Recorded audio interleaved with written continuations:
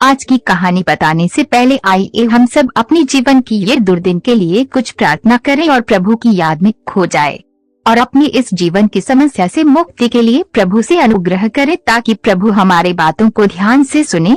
आज की कहानी अच्छा लगे तो चैनल को लाइक करें, कमेंट करें और सब्सक्राइब करें। आज की प्रार्थना। हे पिता यीशु, हम आपके समक्ष नतमस्तक होते हैं और आपके पवित्र आत्मा के लिए प्रार्थना करते हैं। हम जानते हैं कि आप ही सच्ची खुशी और शांति का स्रोत हैं। हमारे दिलों को क्रोध, ईर्ष्या और बदले की भावनाओं से मुक्त करें। हमें क्षमा करने और दूसरों के प्रति प्रेम और करुणा दिखाने की शक्ति प्रदान करें। हमें सच्चे रास्ते पर चलने और आपके वचनों का पालन करने की प्रेरणा दें। हमें पवित्र आत्मा के मार्गदर्शन से जीवन जीने की इच्छा प्रदान करें। हम जानते हैं कि आप हमारी प्रार्थना सुनेंगे और हमें पवित्र आत्मा का आशीर्वाद प्रदान करेंगे। आमीन। यहाँ कुछ अन्य प्रार्थनाएं हैं जो आप कर सकते हैं। हे पवित्र आत्मा, मेरे दिल में आओ और मुझे अपने प्रकाश से भर दो। मुझे क्षमा करने और दूसरों के प्रति प्रेम और करुणा दिखाने की शक्ति प्रदान करें। हे प्रभु यीशु, मुझे सच्चे रास्ते पर चलने और आपके वचनों का पालन करने की प्रेरणा दें। मुझे पवित्र आत्मा के मार्गदर्शन से जीवन जीने की इच्छा प्रदान करें। हे परमेश्वर, हमारे परिवार और दोस्तों को पवित्र आत्मा का आशीर्वाद प्रदान करें। उन्हें खुशी, शांति और प्रेम से भर दें। आमीन। ये भी याद रखें कि प्रार्थना केवल शब्दों का उच्चारण करना नहीं है। ये एक ऐसा समय है जब आप ईश्वर के साथ जुड़ते हैं और अपनी आत्मा को खोलते हैं। जब आप प्रार्थना करते हैं तो अपने दिल को ईश्वर के सामने खोलें और उसे अपनी सच्ची भावनाओं को बताएं। ईश्वर हमेशा आपकी प्रार्थना सुनेंगे और आपको सही मार्ग दिखाएंगे। आप रोज प्रार्थना करें, अपनी बातें प्रभु की कानों में पहुँचाए। कहानी के अंत में एक बार और प्रार्थना करेंगे और कुछ वादे भी करेंगे जिसे हम अपने जीवन को और भी अच्छे से बिता सके। अब आते हैं कहानी में। इस कहानी को आप लोग पूरा देखें, तब आप समझ पाएंगे कि आपके जीवन किस परिस्थिति के साथ अब चल रहा है। तो कहानी ये है। दिल्ली की व्यस्त गलियों में रहने वाला वर्मा परिवार हमेशा एक खास चीज की, पवित्र आत्मा का वास। पिताजी अशोक एक ईमानदार व्यापारी थे जो हमेशा सत्य के मार्ग पर चलने की कोशिश करते थे। माँ सुनीता अपनी दयालुता और गरीबों की मदद के लिए जानी जाती थी। उनका बेटा राहुल पढ़ाई में अव्वल था, पर अक्सर दूसरों की सफलता से जल उठता था। हर रात सोने से पहले वर्मा परिवार एक साथ प्रार्थना करता था। मंदिर में टिमटिमाती दियों के सामने वे हाथ जोड़कर कहते, अशोक, हे परमेश्वर, हमारे घर में पवित्र आत्मा का प्रकाश लाओ। सुनीता, हमें वो शक्ति दो जिससे हम सच्चे रास्ते पर चल सकें। राहुल कुछ झिझकते हुए, प्रभु, मुझे ईर्ष्या के अंधेरे से निकालो। कुछ देर रुकने के बाद अशोक फिर से कहते, अशोक, हम जानते हैं कि पवित्र आत्मा आपका ही प्रसाद है। हमें वो आशीर्वाद दो जिससे हम दूसरों के लिए खुश रह सकें। ये उनका नियम था। हर रात वे यही प्रार्थना करते थे, आशा करते हुए कि एक दिन उन्हें वे आशीर्वाद मिल जाएगा। एक दिन अशोक को पता चला कि उनके एक पुराने मित्र ने धोखाधड़ी की है और अब वे फरार है। अशोक को बहुत दुख हुआ। गुस्से और निराशा के मारे उन्होंने मंदिर जाकर प्रार्थना की, पर इस बार उनकी प्रार्थना में गुस्सा था। अशोक, हे परमेश्वर, मेरे मित्र ने ऐसा गलत काम क्यों किया? उसे सजा मिलनी चाहिए।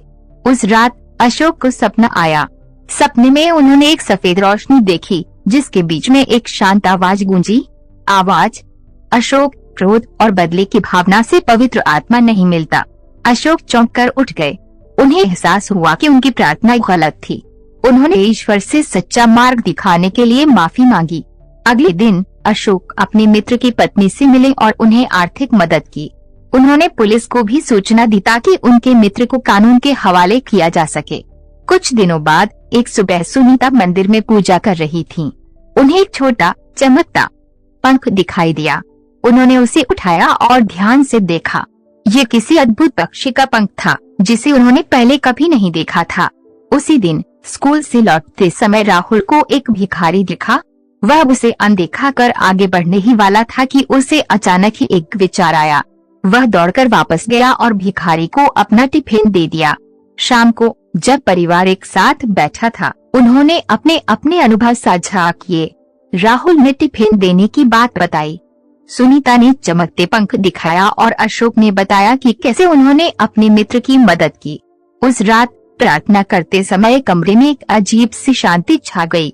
उन्हें लगा मानो कोई अदृश्य शक्ति उनके आसपास हो।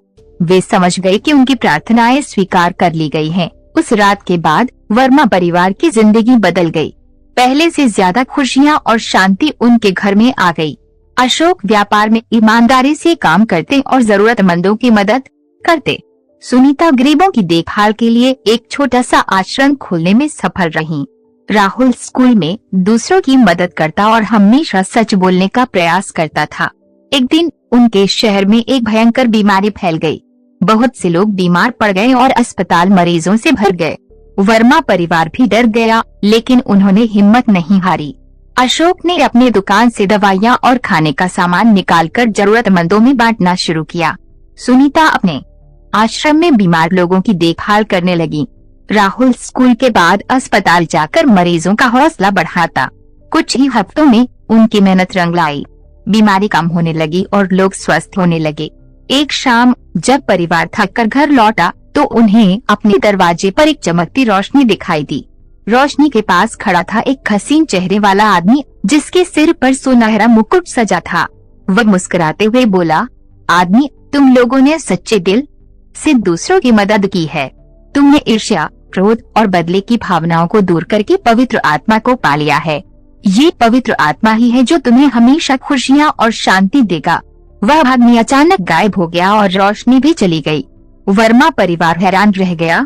उन्हें समझ नहीं आया कि वह आदमी कौन था, लेकिन उनके दिलों में एक असीम खुशी और शांति का अनुभव हुआ। उन्हें एहसास हुआ कि ईश्वर हर रूप में उनकी मदद कर रहा है। उन्होंने ईश्वर को धन्यवाद दिया और ये प्रण लिया कि वे हमेशा सच्चे रास्ते पर चलेंगे और दूसरों की मदद करते रहेंगे। पवित्र आत्मा ही है जो तुम्हें हमेशा खुशियाँ और शांति देगा और जीवन को धन्य करेगा। फिर से एक बार आप प्रार्थना करें।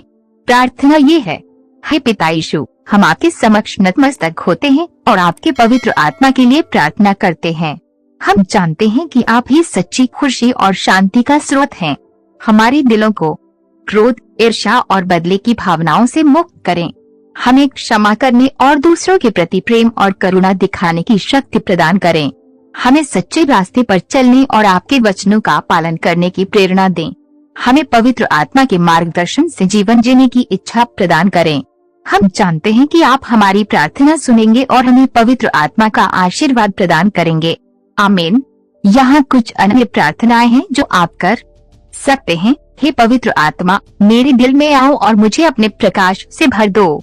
मुझे क्षमा करने और दूसरों के प्रति प्रेम और करुणा दिखाने की शक्ति प्रदान करें। हे प्रभु यीशु, मुझे सच्चे रास्ते पर चलने और आपके वचनों का पालन करने की प्रेरणा दें।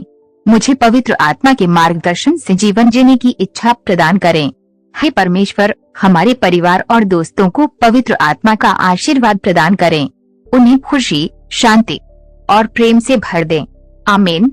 हे परमेश्वर, सर्वशक्तिमान पिता यीशु, हम आपके चरणों में नतमस्तक होते हैं। आपके दिव्य प्रेम और पवित्र आत्मा के आशीर्वाद के लिए गहराई से प्रार्थना करते हैं। हम जानते हैं कि आप सारी सृष्टि के निर्माता हैं और सच्ची खुशी और शाश्वत शांति का एकमात्र स्रोत हैं। हमारे परिवार को क्षमा करने और दूसरों के प्रति दयालु होने की शक्ति प्रदान करें।